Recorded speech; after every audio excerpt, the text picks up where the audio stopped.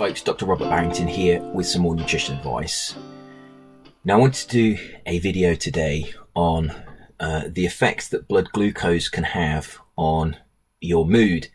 Now the reason I wanted to do this is because there's lots of videos, there's lots of information on herbs, nutrients and supplements that can affect anxiety, depression and other mood disorders.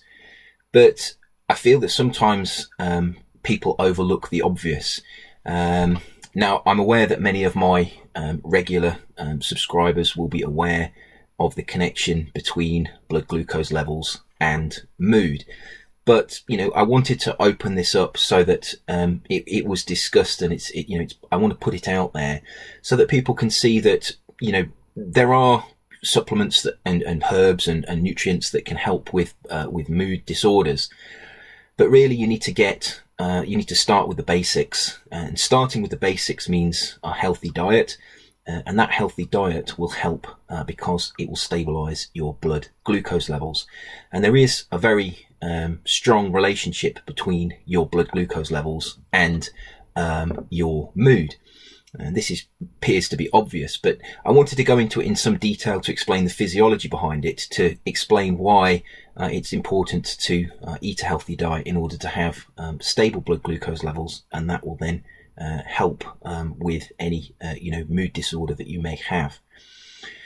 Now, the first thing I wanted to discuss is just give a brief explanation of how blood sugar is maintained within a particular range within the body.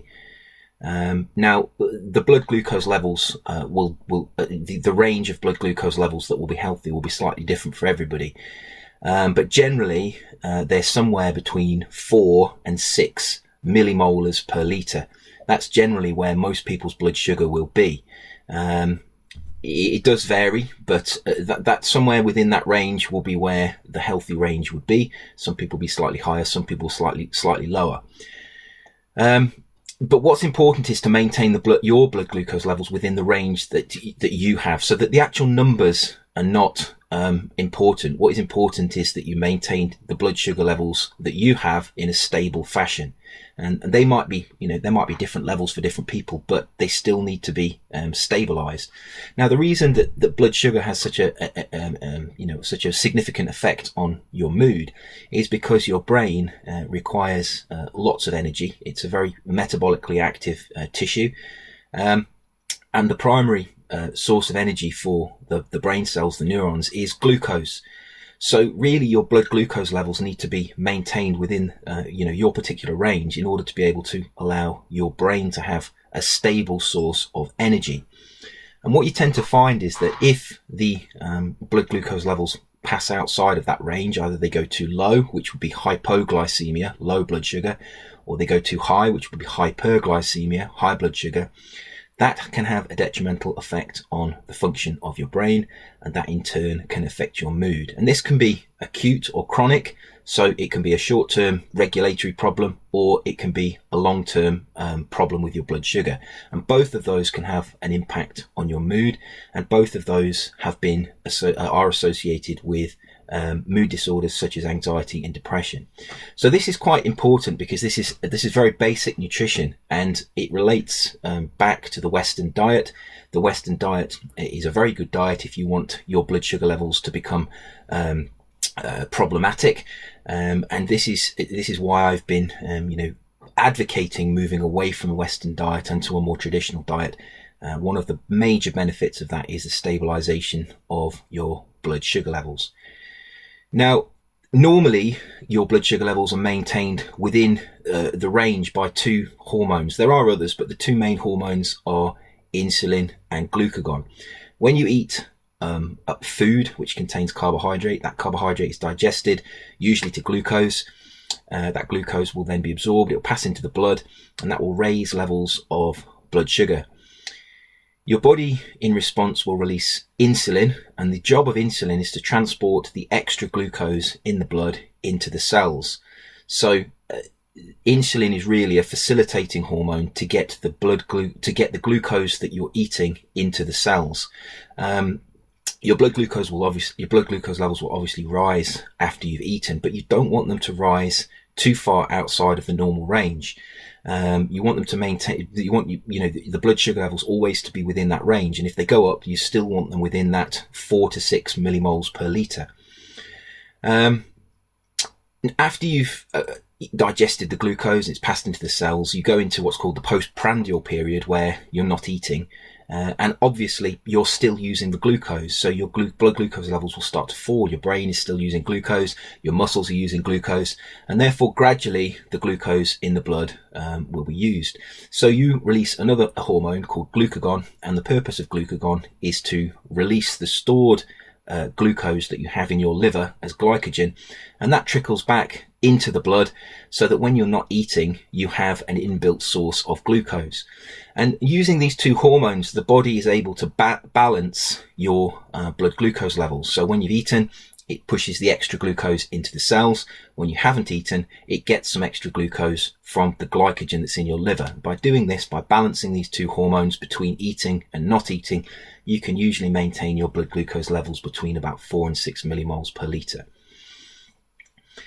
Now, in the short term, there is a way that you can get your blood glucose levels to become problematic, and that is from eating refined carbohydrates.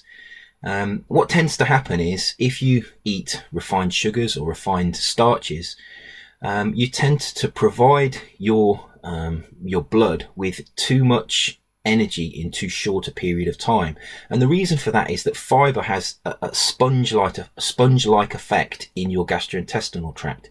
When you eat unrefined carbohydrates, the fiber that is present in the plant foods tends to slow the digestion and absorption of the glucose. If you remove that fiber by eating refined carbohydrates, the glucose tends to get into the blood very quickly. And when it gets into the blood very quickly, the body becomes less accurate at releasing the right amount of insulin. What tends to happen is you will consume refined carbohydrates. Generally, the glucose will pass into the blood too quickly, which will cause a large rise in your blood glucose levels. And the body will be a little less accurate in releasing the right amount of insulin. Usually it releases too much, and that insulin level will rise as well. And if you release too much insulin, you will then obviously push too much of the glucose into the cells, and your blood glucose levels will then fall, and you get this rebound hypoglycemia, where you go into low blood sugar after being in high blood sugar. Now, what happens is, when the blood sugar drops, the brain detects that the blood sugar levels are dropping. That's very dangerous for the brain. So it stimulates your appetite, it stimulates your cravings, and generally the body will try to get you to eat carbohydrate rich foods. These are generally the foods, and if you've gone through this process and you've eaten some refined carbohydrates, and the body then tells you to eat some more, generally the foods that you will have on hand will probably be these refined carbohydrates. But the cravings will cause you generally to eat sugary, carbohydrate rich foods, and if you at that point you eat more refined carbohydrates, obviously you're going to go through this cycle again. And what happens is, as you eat these refined carbohydrates, you get this hyperglycemia, hypoglycemia, and you get this yo-yo effect of your blood sugar levels. And what tends to happen is that the blood sugar pushes the outer limits of your range that it should be in, and that starts to have detrimental effects on your mood. Now, high levels of blood sugar, high levels of glucose in the blood, particularly if they've come from sugar, are associated with addiction. What tends to happen is, when you consume sugary foods, you tend to stimulate the release of dopamine, and you also stimulate opioid receptors in the brain. And these are the same neurochemical reactions that happen when you take drugs of addiction. And sugar is increasingly being seen, particularly in animal models, as being an addictive substance for this reason. It gives you a euphoria. When you eat sugary foods, you get that energy rush, you feel very energetic, you get a euphoria because you're releasing dopamine, which is a neurotransmitter that's associated with addiction. And on top of that, you're also stimulating opioid receptors, and those receptors are also associated with addiction. So sugar is addictive. It has been shown to be addictive in laboratory animals, and there is evidence that it is addictive in humans. So you tend to get this euphoria when you consume too much sugar. Now, the downside is that after you've consumed the sugar and you've had this euphoria, you get the low blood sugar, and that low blood sugar is associated with other mood changes. So low blood sugar is associated with irritability, it's associated with fatigue, and it's associated with frustration. So, and obviously to the extreme, low blood sugar can also cause you to be to go into a stupor and even become tired. So, going through this cycle of eating refined carbohydrates and getting this euphoria followed by this, this rise in energy levels, followed by this euphoria, followed by this fall in blood sugar levels, and all the negative mood changes such as frustration and anger. If somebody does this on a regular basis, this can have quite an impact on their mood generally, because they're going from being extremely happy to be effectively being extremely frustrated and angry. And I think this can be seen quite often in people that do eat refined carbohydrates, these mood swings that you get. And these people over time learn to use carbohydrates as a source of energy. They tend to learn that refined carbohydrates give them this, this sugar rush. And so they obviously tend to look out for these types of foods, and they tend to become addicted to them. So in the short term, this yo-yoing of your blood sugar and this yo-yoing of your insulin can have detrimental effects on your mood, and it can certainly cause your mood to become unstable. Now, one of the problems with low blood sugar is when your body goes into this low hypoglycemic state where the blood sugar levels drop. There's a lot of hormonal changes that occur, and one of the hormones that can be released alongside glucagon, which is released to try and raise blood sugars, is adrenaline. Your body will try and release adrenaline because adrenaline is very good at releasing energy from cells. Now, the problem with releasing adrenaline is that adrenaline may be one of the triggers for anxiety. If you look at all of the symptoms of a panic attack, they are very similar to the symptoms you get when you release adrenaline.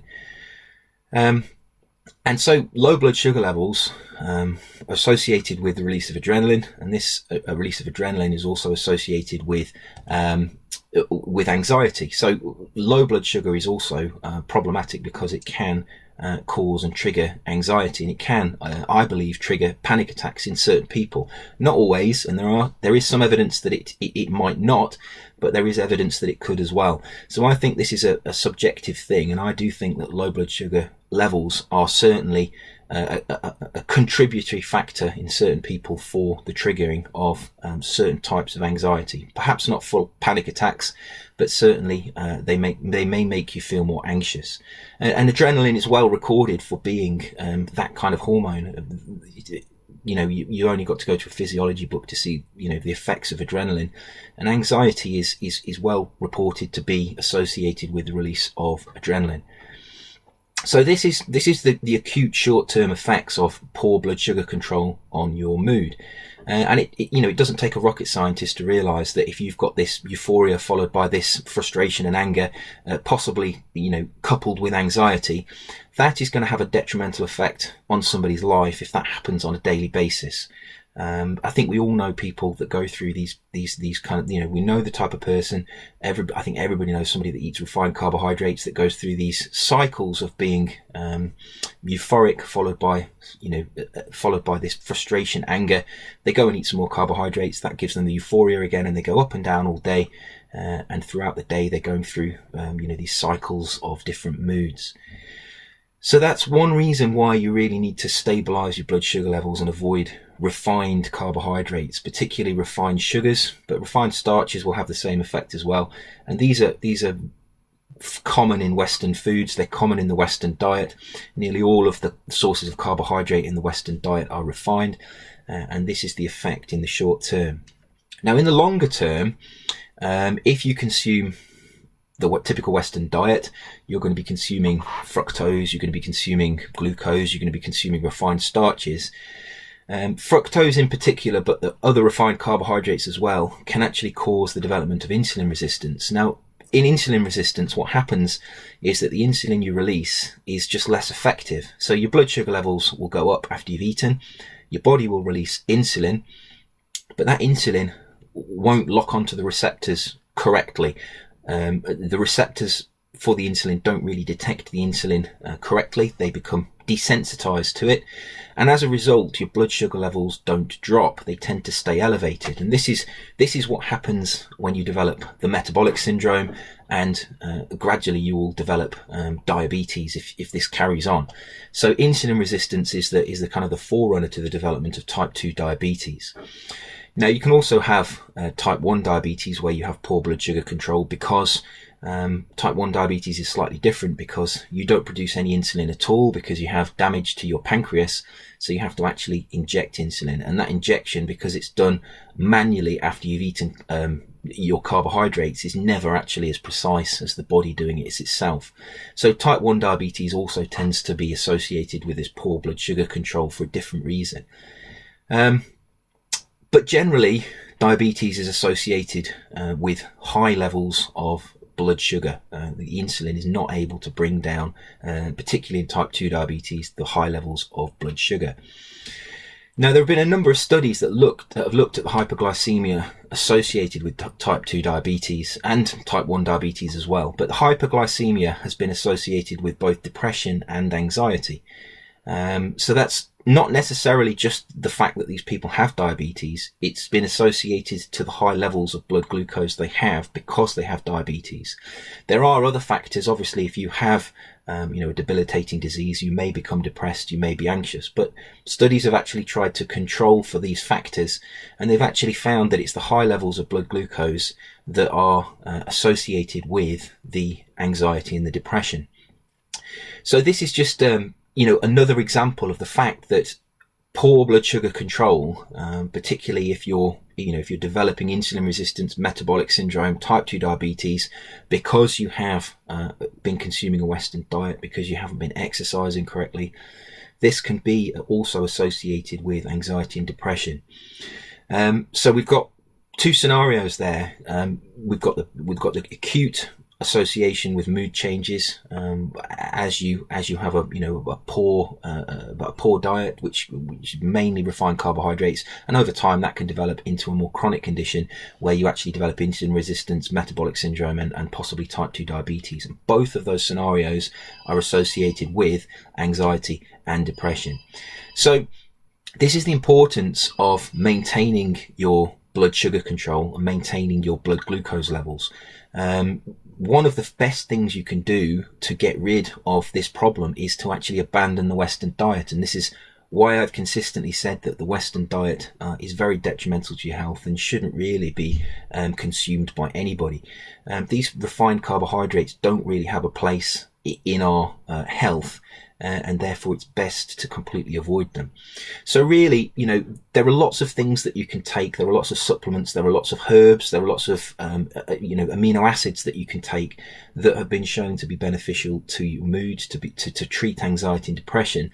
But sometimes it's best to look at the basics, and the first question you should ask yourself before, if you do have anxiety or depression, one of the first questions you should ask yourself is, do I have good blood sugar control? Is my diet a high quality diet? Am I consuming the Western diet? What could I do to improve my blood sugar control? And of course, consuming a traditional diet where the carbohydrates are not refined, where the fiber is present in the carbohydrates, and those carbohydrates will also generally, because they're not refined, they'll have minerals in them, and those minerals will include chromium. That chromium is also required for the digestion of those carbohydrates. Refined carbohydrates tend not to have the minerals because they've been stripped away during the refining process. They don't have the fiber, which acts like this sponge in your gastrointestinal tract to slow the absorption of the glucose, and therefore they provide a huge amount of glucose to the blood in a short amount of time. And this is where this poor glycemic control comes from. So always think of the basics in nutrition. Try and maintain good stable blood sugar levels. That will be different for everybody, but you'll know if you've got poor blood glucose control, because you'll have this euphoric cycle followed by sleepiness or frustration and anger. If you've got a very stable mood throughout the day, you've probably got good, stable blood sugar levels. But you can buy very cheap kits to measure your blood sugar levels to see what they are, and they're readily available. I don't think it'll be long before we're probably able to detect blood sugar levels through our smartphones, and there'll be other technology. But really, detecting your blood sugar levels, keeping them stable, and you don't really even have to detect them. You should, if you're eating a healthy diet, you can assume that your blood sugar levels will be fairly stable. If you're consuming a Western diet, you can usually assume that your blood sugar levels will be pretty volatile. That's this is well researched. It's well known that these carbohydrates have these different effects. So always think of the basics, think of blood sugar control, and think of how that will affect your mood throughout the day. And if you are suffering from anxiety and depression, that's probably one of the first things I would suggest that you look at. So I hope you found that interesting. As always, eat well, stay healthy, and protect yourself. And I will see you soon for another video. Take care.